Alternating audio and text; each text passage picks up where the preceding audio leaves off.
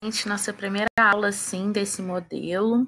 Espero que a gente consiga agregar o slide, né, com as minhas explicações. Vai ser a primeira matéria nova, a primeira matéria que vocês ainda não tinham visto quando a gente estava junto. Vamos ver se a gente consegue explicar direitinho. Vocês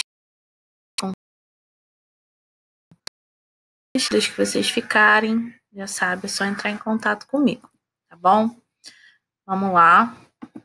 A gente vai falar sobre as civilizações da América, que eu dividi em dois grupos. Primeiro a gente vai falar nesse slide sobre astecas, incas e maias, não nessa ordem, a primeira maias, depois astecas, depois incas. E aí eu vou explicar onde elas estavam localizadas, o que elas faziam, qual era a organização social de cada sociedade. A gente costuma chamar esses povos de povos pré-colombianos. Não é legal falar povos pré-colombianos, porque a gente coloca esses povos condicionados à presença de Colombo. Esses povos já existiam muito antes disso. Esses povos ocupavam o nosso continente e a gente tem que condicionar a presença deles a Colombo. Mas é o nome utilizado, a gente acaba às vezes falando. E quem foi, né, Colombo? Quem é esse cara? Ele foi o primeiro europeu que documentou essa chegada, né? Hoje a gente tem outras teorias de chegada, mas vamos contar como o primeiro europeu que chegou ao continente americano antes de saber que isso aqui era um continente. Aproximadamente, na época em que os europeus chegaram ao nosso continente, aproximadamente 50 milhões de pessoas moravam aqui. E quando foi que o Colombo chegou aqui? Foi lá em 1490. E aí, que América é essa? Deixa eu só mexer minha carinha aqui para baixo, para vocês conseguirem ler. Os povos que viviam aqui não se denominavam como continente, eles não se enxergavam como um povo só.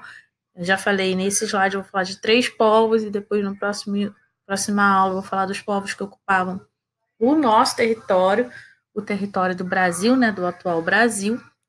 E aí, em 1492, o Colombo chegou por aqui. Ele não enxergou esse território como um continente, ele não viu isso daqui como um continente, ele achava ser um outro território. Durante um tempo ele achou até que estava nas Índias. Em 1507, aqui é a datinha para vocês, em 1507, o Américo Vespúcio ele enxerga, ele vê esse continente aqui como, esse território como um continente, e aí por isso que a gente tem esse nome de América, em homenagem ao Américo Vespúcio. Primeira civilização que a gente vai falar são os maias. Os maias já tinham desaparecido quando os europeus chegaram aqui na América. Esses 3 povos que a gente vai falar, os astecas e os incas, foram dominados pelos espanhóis. Os maias já tinham desaparecido, e aí provavelmente por questões climáticas, eles desapareceram. Eles ocupavam o que a gente chama de Península de Yucatán, península, esse pedacinho de terra que vai para dentro do mar ali. Estão vendo ali hoje a atual Cancún, né? Toda a península, né? O final da península. Todo esse território, um pedaço de México, um pedaço de Belize, um pedaço de Guatemala, El Salvador e Honduras, era onde essa civilização maia ocupava. Os maias tinham como base da economia a agricultura.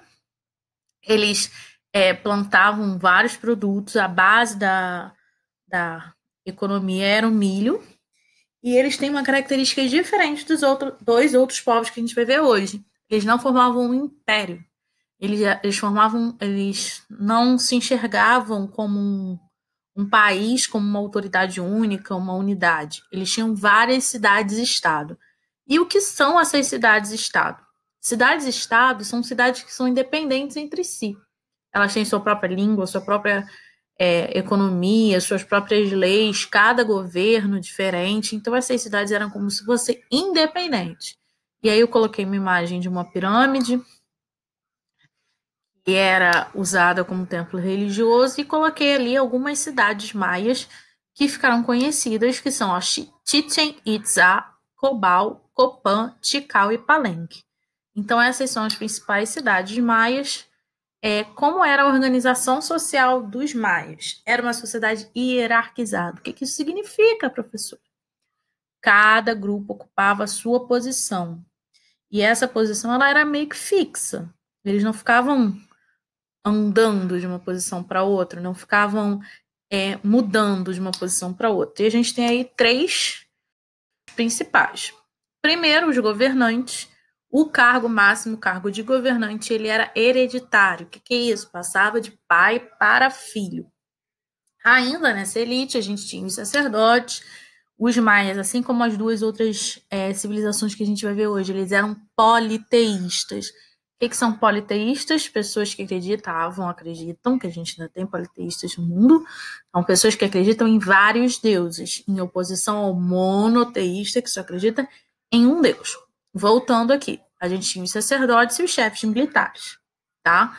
Abaixo dessa elite, que era formada pelo governante, pelos sacerdotes, pelos militares, a gente tem uma camada do meio, camada intermediária, que era formada pelos escribas, que eram os que sabiam escrever, os que sabiam ler, os pintores e os escultores.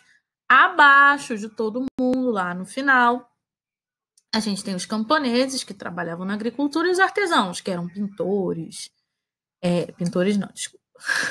Que os artesãos, que eram marceneiros, carpinteiros, eram essas pessoas, tá? Então era uma sociedade bem divididinha.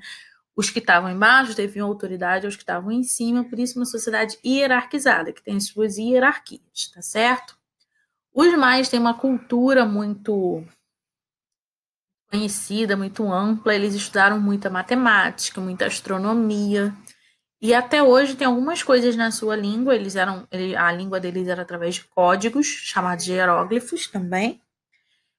Algumas coisas ainda não foram totalmente decifradas, tá? Eles desenvolveram vários e vários calendários, e os calendários maias, eu coloquei do lado eles são calendários cíclicos. Então, quando a gente vê aí toda hora previsões de fim de mundo, agora a previsão do fim de mundo mudou, é dia 21, agora 21 de junho. Quem estiver vendo a aula depois disso aí, ó, não morremos. Quem vê antes, vamos ver, né? A previsão agora é de 21 de junho, porque eles contavam um dia diferente. Então, em 2012, nós não estávamos em 2012, nós estávamos, sei lá em que ano. Estamos em 2020 agora, é como se estivéssemos em 2012 da previsão deles. Uma loucura aí. Os calendários deles são cíclicos, vocês podem ver aí que eles são circulares, né? Eles têm vários círculozinhos, e aí eles tinham calendários diferentes para prever situações diferentes. Calendários que previam situações astronômicas, situações de clima, eles previam os seus solstícios, quase não saiu, e os equinócios. Então, eles previam eclipses, eles previam não, né? Eles estudavam e conseguiam saber quando isso ia acontecer. Então, eles tinham um conhecimento bastante amplo de astronomia, eles sabiam bastante coisa de matemática, arquitetura, então é uma cultura bastante rica, que até hoje a gente está tentando decifrar ainda, tá bom? E aí, agora o próximo povo, os astecas. Respirar, pegar um pouquinho de água aqui.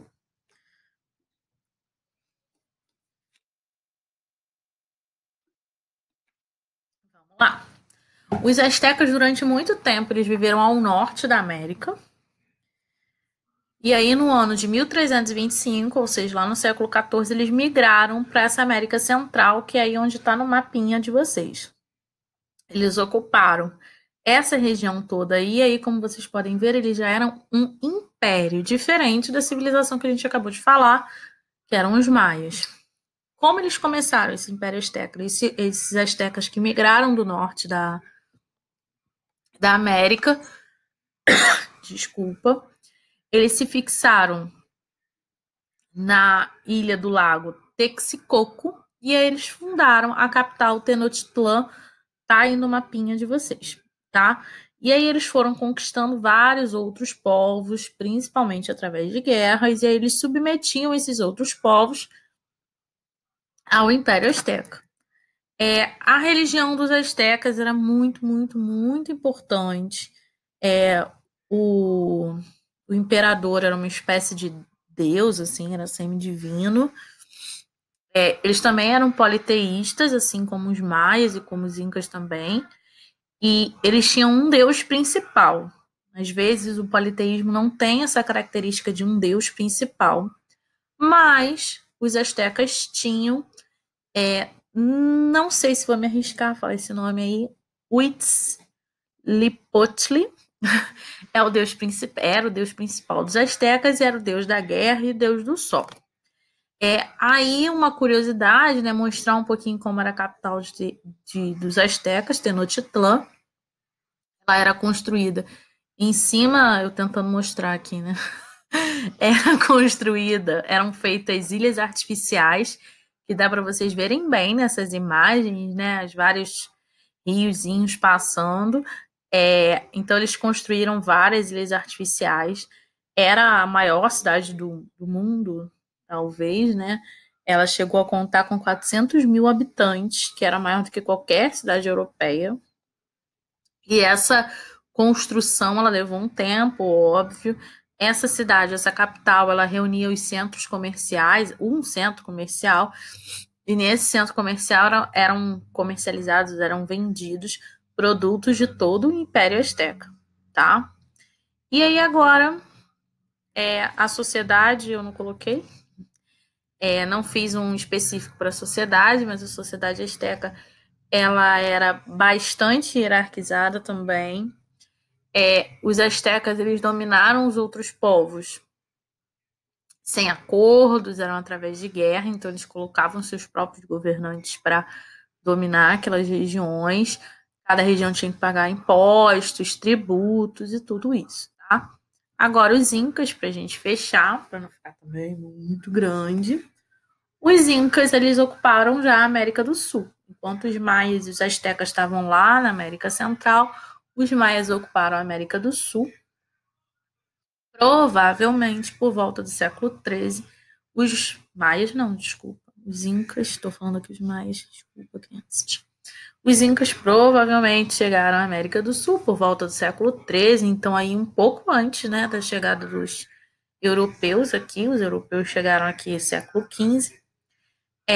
Então eles provavelmente chegaram aqui no século XIII, aqui porque América do Sul, né, em busca de terras mais férteis.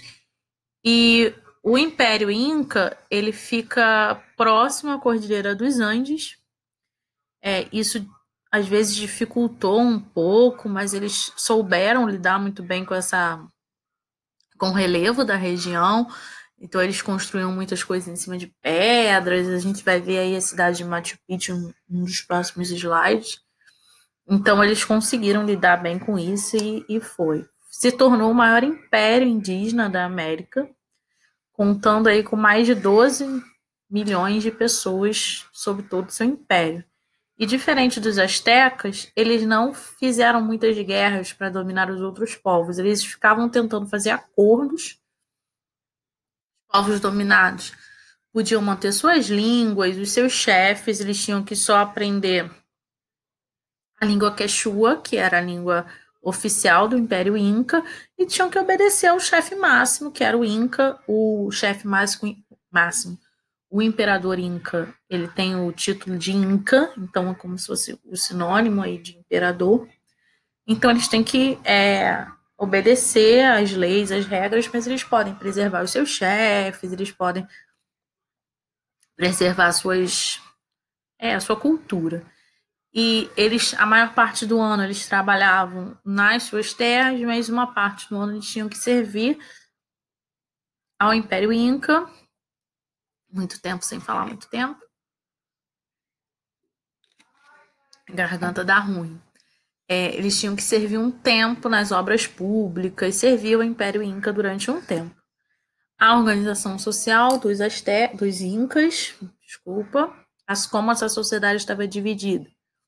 Também bastante hierarquizada. No topo, o Inca, que é o soberano, também visto como um deus, tá?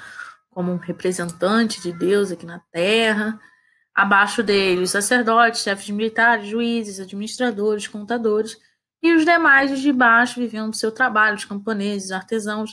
Então a gente tem uma estrutura de sociedade bem parecida nas três civilizações que a gente viu, tá? Bem parecido mesmo, essa coisa bem hierarquizada, né? Bem divididinha, com chefes. E aí a gente tem, como eu falei para vocês, as obras dos Incas. A gente tem a cidade de Machu Picchu, essa foto é atual. Até hoje a gente tem lá essas obras. Machu Picchu ficou durante muito tempo escondida, então Machu Picchu conseguiu preservar muitas das suas construções. Muitas cidades, tanto dos Incas quanto dos Astecas, foram destruídas na dominação dos espanhóis, mas Machu Picchu ficou escondida durante muito tempo, foi redescoberta só no século XIX, então conseguiu preservar, né? Quando ela foi redescoberta, as pessoas já tinham uma noção de que não podia destruir desse jeito, né? E aí a gente tem essas ruínas de Machu Picchu que são super visitadas, não agora, né? Durante esse momento, mas elas são super visitadas, tem sempre muito turista lá, tá?